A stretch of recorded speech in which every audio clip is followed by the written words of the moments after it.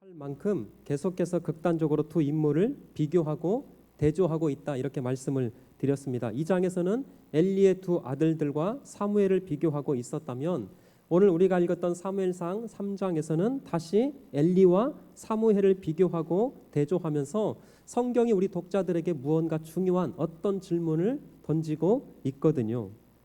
여러분, 어떤 비교를 하고 있는 것일까? 먼저 오해하지 말아야 할 것은 성경은 이 두 사람의 능력을 비교하고 있는 것이 아닙니다. 이 두 사람의 사회적인 신분이 어떠하냐, 이 사람이 사회적인 신분, 그 위치가 어떠하냐, 이것을 비교하고 있는 것이 아니라 성경이 지금 비교하고 있는 것은, 성경이 비교하고 대조하고 있는 것은 얼마나 하나님을 존중히 여기며 얼마나 하나님을 섬기고 있는가를 지금 비교하고 있다라는 거예요. 사랑하는 성도 여러분, 먼저 기억해야 할 것이 이거라고 생각이 들어집니다. 하나님은 절대 능력을 비교하시는 분이 아니시다. 왜냐하면 성도가 가지는 모든 능력은 하나님께서 주시는 것이기 때문에 너 왜 그거밖에 못해? 너 왜 그 정도밖에 할 수 없어? 우리 하나님은 우리가 믿고 우리가 예배하고 우리가 섬기고 있는 하나님은 절대 그러시는 분이 아니라는 거예요. 아하, 그렇구나. 하나님은 우리의 능력을 따지시는 분이 아니구나. 그렇다면 사랑하는 성도 여러분, 능력이 있고 없고 능력이 많고 적고 크고 작고 연연할 것이 아니라 오히려 모든 순간마다 절대 능력자 되시는 그 하나님, 우리 인생을 책임져 주실 뿐만 아니라 우리의 모든 순간, 우리의 연약함까지도 다 아시는, 그래서 그 능력자 되시는 하나님만 믿음으로 고백하며 신뢰하는 하나님의 백성들 되시기를 주의 이름으로 축원합니다. 자, 그러면 성경이 어떻게 엘리의 두 아들과 사무엘을 비교하고 있는지 다시 한번 좀 살펴보기를 원하는데요. 사무엘상 2장 11절에 먼저 이렇게 이야기하고 있습니다. 굉장히 중요한 말씀인데요. 같이 한번 읽어볼게요. 자, 시작. 엘가나는 라마의 자기 집으로 돌아가고 그 아이는 제사장 엘리 앞에서 여호와를 섬기니라. 아멘. 자, 여기 먼저 중요한 것은 제사장 엘리 앞에서 여호와를 섬기니라, 반드시 밑줄이 쳐놔야 되는 본문인데요. 그 바로 이어서 12절에 이제 엘리의 두 아들들을 이렇게 비교하고 있습니다. 12절. 자, 시작. 엘리의 아들들은 행실이 나빠 여호와를 알지 못하더라. 예, 엘리의 아들들은 행실이 나빠 여호와를 어떻게 해요? 알지 못하더라. 그러니까 11절에서 그 아이 사무엘은 엘리 앞에서 여호와를 섬겼다 이렇게 말하고 있는데 바로 이어서 12절에서는 엘리의 아들들은 행실이 나빠 여호와를 알지 못하더라. 여러분 조금만 밑으로 한번 내려가 볼까요? 사무엘상 2장 25절에 보면 또다시 이렇게 비교하고 있어요. 25절에 보시면 저 뒤쪽 그들이 자기 아버지의 말을 듣지 아니하였으니 이는 여호와께서 그들을 어떻게 해요? 죽이기로 뜻하셨습니다. 자, 26절 또다시 사무엘을 이렇게 소개하고 있습니다. 자, 중요한 본문 같이 한번 읽어볼게요. 시작. 아이 사무엘이 점점 자라매 여호와와 사람들에게 은총을 더욱 받더라. 아하, 지금 성경은 엘리의 두 아들과 사무엘을 비교하면서 엘리 가문은 점점 타락과 몰락으로 가고 있는 반면 사무엘은 신체적으로 자라고 있습니다. 아니, 신체적인 성장은 물론 영적으로 계속해서 자라고 성장하고 있다라고 하는 것을 성경이 지금 보여주고 있거든요. 그리고 오늘 우리가 함께 읽었던 이 사무엘상 3장에서는 잘 들으세요. 아이였던 그 사무엘이, 어린아이에 불과했던 그 사무엘이 어떻게 선지자 사무엘로 성장해 가고 있는가를 보다 더 입체적으로 설명하고 보여주고 있는 말씀인 거예요. 그런 차원에서 오늘 이 사무엘상 3장 1절의 말씀이 굉장히 중요한 말씀일 것 같아요. 자, 3장 1절을 이렇게 이야기하고 있습니다. 자, 크게 한번 읽어주세요. 시작. 아이 사무엘이 엘리 앞에서 여호와를 섬길 때에는 여호와의 말씀이 희귀하여 이상이 흔히 보이지 않았더라. 아멘. 자, 오늘 3장 1절 말씀만 아마 할 것 같아요. 잘 들어보세요. 말씀을 좀 띄워주시고. 자, 여기 지금 아이 사무엘이 이렇게 표현하고 있는데 그렇다면 아이 사무엘은 도대체 몇 살쯤 되었을까?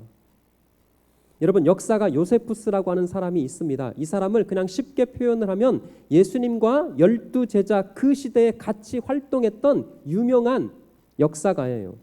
이 역사가 요세푸스에 의하면 이때 사무엘의 나이가 12살 정도였을 것이다. 이렇게 추정하고 있습니다. 그러니까 사랑하는 성도 여러분, 12살이라고 하면 지금으로 나이를 따지자면 초등학교 5학년, 많아봐야 초등학교 6학년 그런 나이였어요. 그런데 보세요. 어린 나이에 정식 제사장도 아니고 성전에서 특별한 제사의 업무를 감당하고 있는 것도 아니었습니다. 겨우겨우 심부름하는 정도 그런 나이 어린 사람이 사무엘이었어요. 그런데 보세요. 그렇게 어린 사무엘이 지금 성경이 어떻게 표현하고 있냐면 아이 사무엘이 엘리 앞에서 여호와를 섬기고 있었다라는 거예요. 엘리 앞에서 엘리에게 예속되어서 여호와를 섬기고 있었다. 중요한 표현입니다. 그러니까 아무리 사랑하는 성도 여러분 사무엘이 하나님께서 예비하시고 또 하나님께서 택하신 위대한 선지자였지만 어느 날 갑자기 역사 속에 슈퍼맨처럼 등장한 것이 아니라는 거예요. 어느 날 갑자기 성인으로 등장했거나 모든 것을 완벽하고 구비하고 준비된 상태로 역사의 전면에 등장하고 있었던 것이 아니라는 거예요.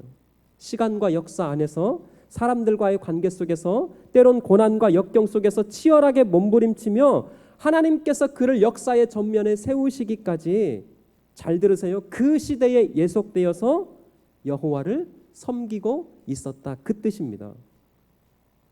아하, 그렇구나. 사랑하는 성도 여러분, 하나님은 절대 시간과 역사, 상식을 거스르며 일하시는 분이 아니구나. 골목을 돌고 돌아서 큰 길을 만나게 하시고 그 큰 길에서 신호등을 기다렸다가 신호등에 파란불이 들어오면 그 신호등을 건너서 마트에 가고 병원에 가게 하시는 것처럼 하나님은 절대 다이렉트로 그렇게 건너가게 하시지 않는다라는 거예요. 물론 하나님께서 원하시고 하나님께서 급하시면 때로는 기적을 행하시기도 합니다. 그러나 저와 여러분들의 인생이 시대 앞에 세워지기까지는 반드시 이 역사의 시간을 거쳐서 일하시며 우리를 그렇게 세워가신다라고 하는 것을 우리가 기억하시면 좋겠어요. 여러분, 그런 차원에서 이 3장 1절을 조금 더 깊이 한번 들어가 보길 원하는데요. 3장 1절 다시 한번, 자, 중요하니까 한 번만 더 읽어볼게요. 자, 시작. 아이 사무엘이 엘리 앞에서 여호와를 섬길 때에는 여호와의 말씀이 희귀하여 이상이 흔히 보이지 않았더라. 여러분 보세요. 사무엘은 엘리 앞에서, 세번역 성경에 보니까 엘리 곁에서 이렇게 번역을 하고 있고요. 우리말 성경에 보니까 엘리 밑에서, 엘리 아래에서 여호와를 섬기고 있다. 이렇게 기록을 하고 있더라고요. 그러니까 사랑하는 성도 여러분, 무슨 말이냐면 당시 사무엘은 엘리의 영향력 아래서 살아갈 수밖에 없었어요. 다시 말씀드리면 어린 사무엘은 철저하게 엘리라고 하는 그 사람에 종속되어서 살아가는 인생이었습니다.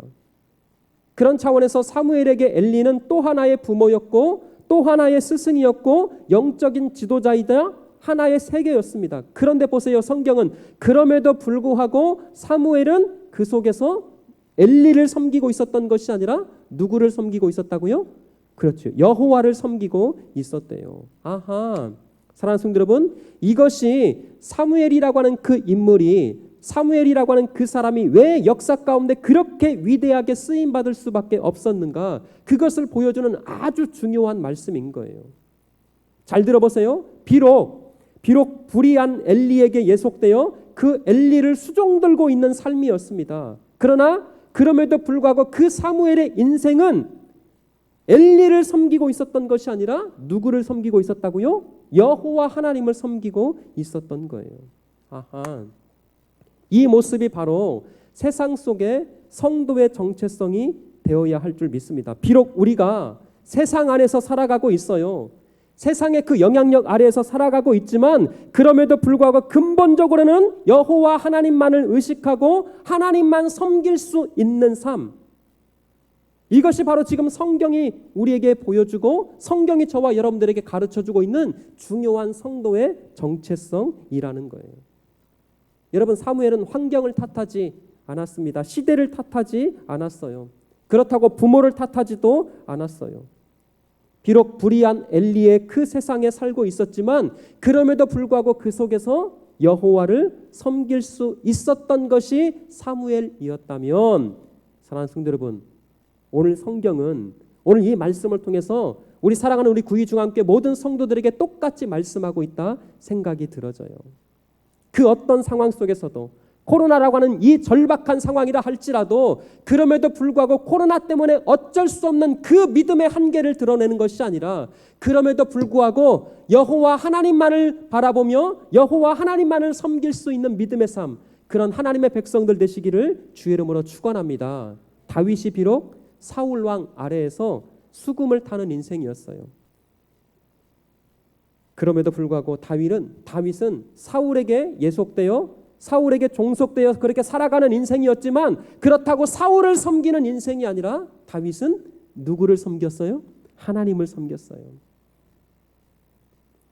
요셉이라고 하는 그 사람이 비록 애굽의 노예로 팔려갔습니다. 노예의 신분으로 평생을 살아갈 수밖에 없었던 그런 상황이었어요. 보디발이라고 하는 그 장군의 휘하에서 살아가고 있었지만 그러나 우리가 잘 알고 있는 것처럼 요셉은 낙심하거나 절망하지 않았어요. 물론 애굽이라고 하는 그 거대한 세상의 문명 아래서 살아가고 있었지만 성경에 보니까 요셉은 그럼에도 불구하고 여호와를 하나님을 섬기고 있었더라. 사랑하는 성도 여러분, 이렇게 성경에서 찾으시는, 아니 성경이 그렇게 요구하는 믿음의 사람, 저와 여러분들이 되시기를 주의 이름으로 다시금 축원합니다. 그래서 1절에 보면 이렇게 말하고 있어. 여호와의 말씀이 희귀하여 이상이 흔히 보이지 않았더라. 아하, 사사시대가 어둠의 시대, 가장 절망과 암흑기였던 그 이유가 무엇이었을까? 사랑하는 성도 여러분, 사사시대에 뛰어난 인물이 없었기 때문이었을까요? 훌륭한 법이 없었던 것일까요? 사사시대에 예배를 드릴 수 있는 장막이 없었고 예배를 인도할 제사장이 없었기 때문에 가장 어둠의 시대, 암흑기라고 하는 그런 별명이 있었을까요? 아니요. 사사시대가 가장 절망의 시대, 암흑기가 될 수밖에 없었던 것은 하나님의 말씀이 희귀하여 이상이 보이지 않았기 때문이래요. 여러분, 이것을 한번 우리 삶에 이렇게 한번 적용해 봤으면 좋겠습니다. 우리가 모든 것을 누리고 있어요. 모든 것을 가지고 있고 세상적인 기준으로 볼 때 부족함이 없을지라도 우리 내면에 하나님의 말씀이 들리지 않거나 하나님의 말씀에 대한 깨달음이 없다면 그것이 바로 가장 영적인 암흑기라고 하는 사실을 사랑하는 우리 성도 여러분들이 놓치지 말아야 하는 것입니다. 여러분, 여기서 쓰여진 단어 말씀이 희귀하여 이상이 흔히 보이지 않았다. 여기서 이상이라고 하는 말이 히브리 말로 하존이라고 하는 말입니다. 그래서 성경에서 굉장히 유명한 단어인데요. 교회 이름이 그래서 하존교회 이런 교회 이름도 참 많이 있습니다. 영어 성경으로는 그 유명한 비전이라고 번역된 단어가 이 단어예요. 이 단어의 뜻이 하나님께서 우리에게 나타내시는 적극적인 자기 계시. 다시 한번요. 중요한 말입니다. 하나님께서, 전능하신 하나님께서 시대 가운데 우리에게 자기 자신을 나타내실 때 쓰여지는 단어 하존. 그래서 시대를 초월하여 임재하시는 하나님의 뜻과 그 비전을 표현할 때 하존. 근데 보세요. 그러니까 이 말은 이상이 없었다라고 하는 이 말은 그 시대에 하나님의 임재와 하나님의 영광, 하나님의 뜻과 하나님의 비전이 그 시대 가운데 있었다 없었다? 없었다라는 거예요. 그렇다면 사랑하는 성도 여러분, 왜 이것이 문제가 되는 걸까?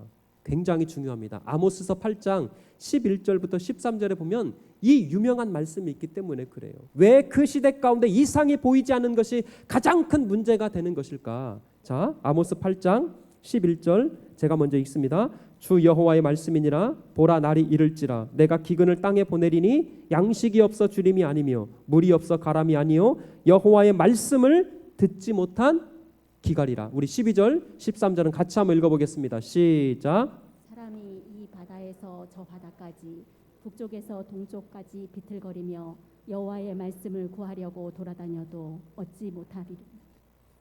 그날의 아름다운 처녀와 젊은 남자가 다 갈아여 쓰러지리라. 아하, 하나님께서 이 땅에 보내시는 가장 큰 재앙, 하나님께서 이 땅에 보내시는 가장 큰 저주가 무엇이냐? 다른 것이 아니래요. 하나님께서 이 땅 가운데 보내시는 가장 큰 재앙과 저주는 하나님의 말씀, 여호와의 말씀을 듣지 못하는 것이 가장 큰 재앙이고 가장 큰 심판이래요. 하나님의 말씀이 사라진 시대, 하나님께서 말씀하셔도 들을 수 없는 시대, 그래서 하나님께서 더 이상 말씀하시지 않는 그 시대, 그것이 하나님께서 내리시는 가장 큰 저주이고 가장 큰 재앙이라고 말씀하고 있는 거예요. 하나님의 그 이상, 하나님의 그 하존이 없는 상태. 사랑하는 성도 여러분, 코로나 분명히 재앙입니다. 코로나 이전과 코로나 이후의 삶으로 달라질 만큼 많은 것들의 어려움을 당하고 있는 것, 사실이에요. 그러나 사랑하는 성도 여러분, 진짜 재앙은 코로나가 아니라 이런 어수선한 시대를 등에 업고 하나님을 찾지 않고 하나님의 말씀에 귀 기울이지 않고 하나님 앞에 엎드리며 예배하지 않는 것이, 그것이 성경이 말하는 진짜 가장 큰 기갈이고 재앙이고 저주라는 거예요. 사랑하는 성도 여러분, 하나님의 말씀이 들려지고 있습니까? 하나님의 말씀이 내 인생의 중심이고 하나님의 말씀이 내 모든 문제의 해답이라고 정말 그렇게 믿고 계시냐고요.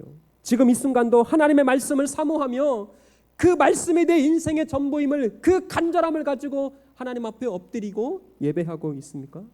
다시금 축복합니다.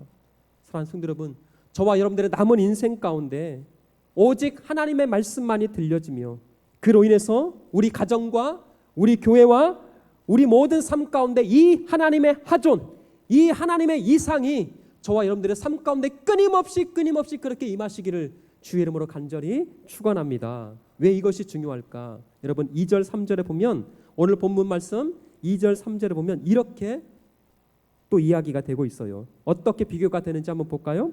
2절 제가 읽습니다. 엘리의 눈이 점점 어두워가서 잘 보지 못하는 그때에, 그 다음 그가 어디에 누웠어요? 자기 처소에 누웠고. 자, 3절에서 사무엘을 어떻게 비교하는지 한번 볼게요. 3절 시작.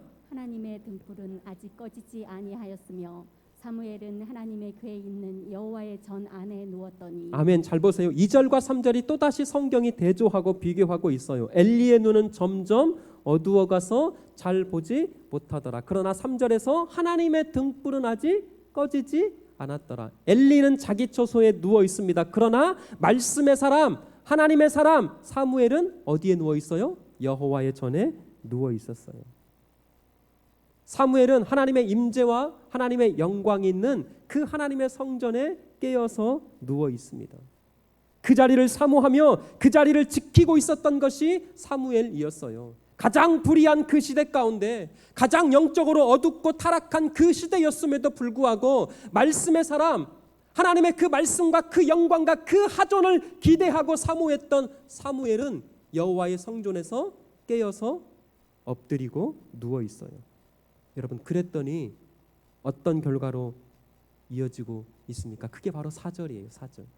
자, 4절 한번 같이 한번 읽겠습니다. 시작. 여호와께서 사무엘을 부르시는지라 그가 대답하되 내가 여기 있나이다 아멘. 하고. 여호와께서 사무엘을 뭐 하시는지라? 부르시는지라. 아하. 시대가 아무리 어두워도 하나님의 말씀을 사모하고 하나님의 영광을 기대하며 하나님의 성전을 소망했던 그 사무엘이 있었기 때문에 여호와의 등불은 아직 꺼지지 않았구나. 사랑하는 성도 여러분, 다시금 축복합니다. 저와 여러분들이, 우리 교회가, 우리 사랑하는 자녀들이 이 어두운 시대 가운데 그렇게 하나님의 음성을 듣고 하나님의 그 놀라우신 은혜와 영광과 구원의 역사 가운데 부름받아 쓰임받는 존귀한 은혜가 있기를 다시금 주의 이름으로 축원합니다. 여러분, 이 시기에, 이 12살 나이에 이 시기에 성장기 아이들은 한번 잠이 들기 시작하면 누가 업어가도 모를 만큼 깊은 잠에 빠진다고 그래요. 왜냐하면 성장기에 필요한 호르몬이 잠을 자면서 분비되기 때문에 생리학적으로 하나님께서 그렇게 만드셨대요. 여러분, 집에서 손주들 12살 먹은 아이들 잘 안 깨잖아요. 왜? 잠이라고 하는 그 시간을 통해서 성장기 호르몬이 분비되기 때문에 12살 나이에 깨어있는 것이 신기한 거예요. 그런데 보세요. 하나님께서 환상 가운데 사무엘을 부르십니다. 여호와께서 사무엘을 부르시자 어떻게 반응합니까? 사무엘이 즉시 일어나 우리가 또 살펴보겠지만 엘리에게 달려가는 거예요. 여러분, 개인적으로 이 사실이 얼마나 짠한지 모르겠어요. 지금 엘리는 영적으로 보이는 것도 없습니다. 영적으로 들리는 것이 하나도 없어요. 비대한 상황이라고 성경은 그렇게 말씀하고 있습니다. 어쩌면 사무엘에게 있어서 엘리는 더 이상 배울 것도 없는 그런 사람, 그런 상황이에요. 그럼에도 불구하고 사무엘은 그 12살 먹은 어린아이가 바짝 군기가 들어가 있는 거예요. 한낱 제사장을 수종드는 그 어린아이가 거의 군인 정신으로 그 시대를 지키고 있고요. 군인 정신으로 그 시대와 그 역사 가운데 하나님의 말씀을 사모하며 지금 기다리고 있는 거예요. 우리 청년들 젊은이들에게 제가 이런 부탁을 드리고 싶어요. 잘 들으세요. 아무리 무능한 지도자 밑에서 일한다 해도 이 정도 태도로 일해야 하나님께서 다음 세대 부흥의 주역으로 세우시고 일하시는 줄, 역사하시는 줄 믿습니다. 바라기는 우리 자녀들에게, 우리 손주들에게 이렇게 하나님께서 임하시고 어떠한 상황 가운데서도 하나님의 말씀을 들을 준비가 되어 있어서 하나님의 그 이상, 하나님의 그 하존이 우리 아이들, 우리 자녀들의 그 10년 가운데 그렇게 임하셔서 주의 나라와 영광을 위하여 끝까지 쓰임받는 그러한 놀라운 은혜가 있기를 주의 이름으로 축원합니다. 여러분, 중요한 것이 뭐라고요? 사무엘은 그 인생에 직면한 엘리에게 반응했던 것이 아니었습니다. 그것 때문에 핑계대거나 그것 때문에 내 인생의 위기와 태보가 있거나 그것 때문에 우둔해지는 그런 어리석은 삶을 살지 않았어요. 비록 엘리 앞에서, 엘리 곁에서, 엘리 밑에서 엘리에게 예속되고 엘리에게 종속되어 있었지만, 그렇게 살아갈 수밖에 없는 인생이었지만, 그럼에도 불구하고 사무엘은 끝까지 누구를 섬기고 있어요? 여호와 하나님을 섬기고 있었어요. 다시금 권면드릴게요. 사랑하는 성도 여러분, 코로나 때문에 어렵습니다. 코로나 때문에 많은 것들이 힘들고 어려운 상황 가운데 있어요. 그럼에도 불구하고 우리가 이 세상 어쩔 수 없이 종속되어 이 세상의 그 영향력 가운데서 살아갈 수밖에 없는 그런 인생임에도 불구하고 하나님의 말씀을 사모하며 하나님의 그 이상과 하나님의 그 하존을 마음 가운데 품고 끝까지 여호와만 섬기며 여호와만 경배하며 여호와만 예배하는 하나님의 거룩한 백성들 되시기를 주의 이름으로 축원합니다. 여러분, 이런 삶이 누가 있을까? 우리 기독교 역사 가운데 누가 있을까? 누가 이런 삶을 모델이 있을까 싶어서 묵상하고 고민을 하다가 여러분, 유튜브를 치는데 그냥 어린아이들이 보는 그런 애니메이션이 하나 있더라고요. 여러분, 우리 한국교회 유명한 순교자 목사님 주기철 목사님 다 아시죠? 주기철 목사님 일제시대 때 산증원 교회에서 목회를 하셨던 분입니다. 분명히 일제라고 하는 그 밑에서 살아갈 수밖에 없는 그런 인생이었어요. 그럼에도 불구하고 굴복하고 타협하고 적당하게 예배하고 적당하게 신앙생활 할 수 있음에도 불구하고 아니요, 그 상황에서 여호와를 섬겼던 사람 주기철 목사님. 여러분, 영상을 통해서 같이 마지막으로 은혜를 나누겠습니다. 신앙의 선배이자 은사인 조만식 장로의 청으로 평양 산정현 교회로 부임한 주기철 목사.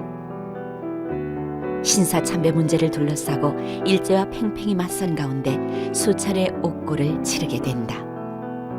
게다가 의성 농우회 운동의 주동자로 몰려 말로 다 못할 고초를 당하고 돌아온 그가 교인들 앞에 서서 5가지 나의 기도라는 제목으로 설교를 하는데 교회는 온통 울음바다가 된다.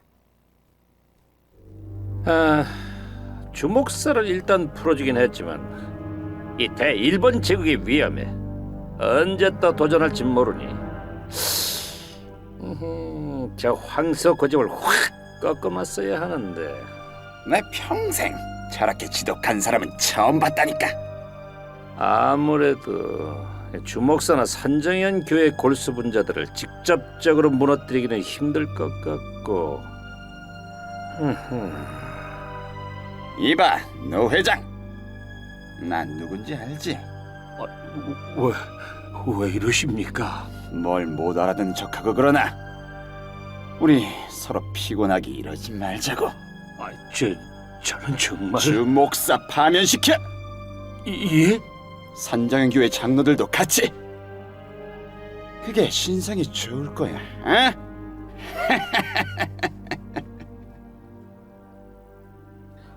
세상에 아니 이게 웬일이래요? 아유, 큰일 났네. 큰일 났어. 아니 무슨 일인가? 아유, 우리 주 목사님이 파면을 당했대. 아니 뭐라고? 파면? 그게 무슨 소리예요? 다 일본 경찰들의 흉측한 수작이 아니겠는가? 게다가 장로님 7분도 정직 처분을 받았다네. 아이고 이런 못된 놈들 같은 이라고. 아니 일본 놈들을 내가 가서 그냥. 자네가 가서 뭘 어쩌겠다고. 아이고, 목사님께서 마음을 강하게 잡수셔야 하는데. 아이고, 정말 큰일이로세.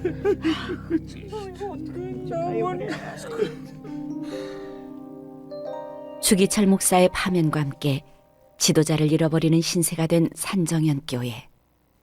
하지만 일제의 교활한 만행은 거기서 그치지 않고 새로운 목사들을 세우기에 이르는데, 그러던 1940년 3월 24일 부활절 주일 아침, 내 주는 강한 성이요 방패와 병기 되시니. 야야야야!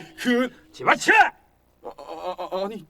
아니 누가 감히 허락도 없이 당신들 마음대로 예배를 드리라고 했어? 앞으로 여기 계시는 이 목사님들의 지시 없이 마음대로 행동했다가는 전부 다 고문실에 쳐넣을 줄 알아! 성도님들, 동요하지 마십시오. 아니 저놈이 그래도 정신을 못 차리고. 자자, 우리 찬양을 계속하십시다. 근환란에서 우리를 구하여 내시리로다. 옛 원수 마귀는 나오지 못해! 이게 들어가! 안 되겠구만. 잡아가자! 우리의 몸은 잡아갈 수 있으나 우리의 믿음은 절대 잡아가도 소용없습니다. 여러분, 우리 찬양을 계속합시다.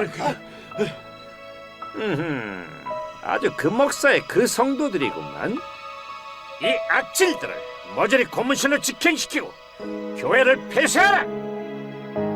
대동아 전쟁이 막바지에 접어들고 있을 때 우리 신앙의 뿌리를 잘라내려는 일본 제국의 발악은 극에 달했고, 결국 산정현 교회를 완전히 폐쇄 처분하고 말았다. 교회까지 폐쇄한 일본 경찰이 사택에 사는 주기철 목사의 가족을 그냥 놔둘리 만무했다. 주기철 목사는 더 이상 산정현 교회 목사도 아닌데 당신들은 왜 아직도 여기서 살고 있는 건가? 오늘 중으로 당장 목사 사택을 비우시오. 못합니다. 하나님이 주신 집인데 어찌 이렇게 마음대로 나가라고 하는 겁니까? 어이? 안 되겠구만. 그러네. 안 됩니다. 하나님이 주신 집을 이런. 안 됩니다. 미치는 놈이야. 결국 사택에서 쫓겨난 주기철 목사 가족은 새빵살이를 시작. 가세는 기울 대로 기울어 매 끼니를 걱정해야 할 만큼 힘들어졌고, 서야 할 강단은 없었지만 그가 서 있는 그곳이 바로 강단이었다. 우리 주님이 나를 위해 십자가 고초를 당하시고 피 흘려 죽으셨는데 내 어찌 무섭다고 주님을 모른 채 하리요.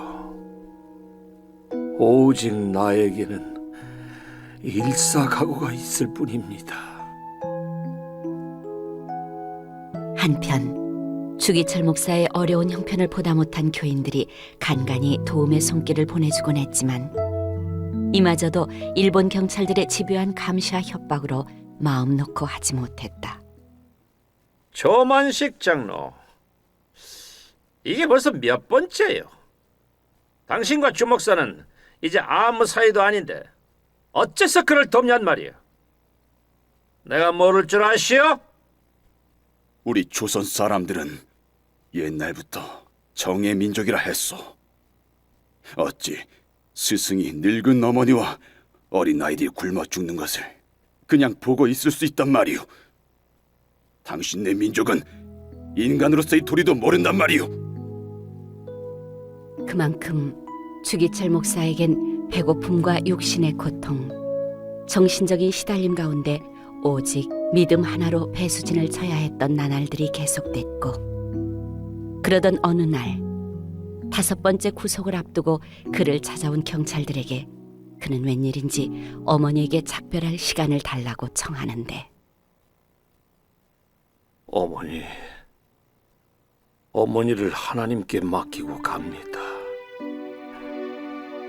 얘들아, 이 아버지가 너희들 곁에 있어주지 못해 정말 미안하구나. 하나님, 이 불쌍한 아들의 어미와 자식들을 돌보 주옵소서. 아들아, 아버지, 아버지.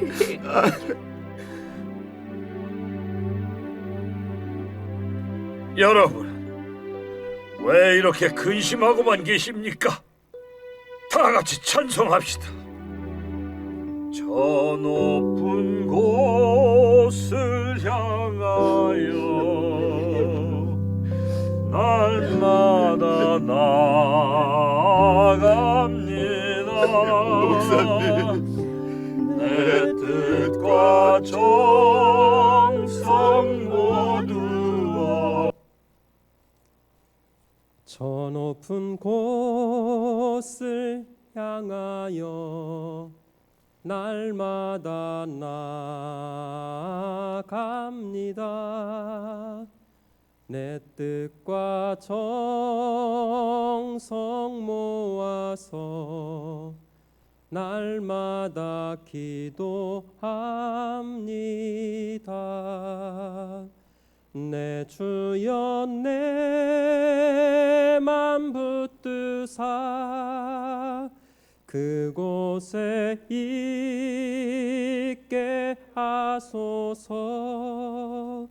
그곳은 빛과 사랑이 언제나 넘치옵니다.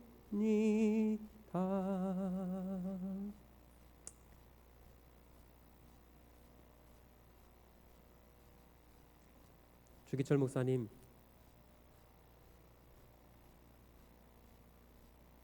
일제의 그 만행 속에서 그들의 권력, 그들의 통치, 그들의 핍박의 영향력 아래서 살아갈 수밖에 없었습니다. 그럼에도 불구하고 주기철 목사님, 그 상황을 그들을 섬기고 그들에게 짓눌렸고 그들에게 마음과 신앙을 빼앗았던 것이 아니라, 그럼에도 불구하고 엘리에게 예속되는 그 인생이 있을지 모르겠지만 그럼에도 여호와 하나님을 섬겼던 것처럼, 사랑하는 성도 여러분, 끝까지 우리 저 높은 곳을 향하여 그 주님을 향한 그 믿음 놓지 않고 끝까지 하나님만, 여호와만 섬기며 살아가는 저와 여러분들 되시기를 주의 이름으로 축원합니다.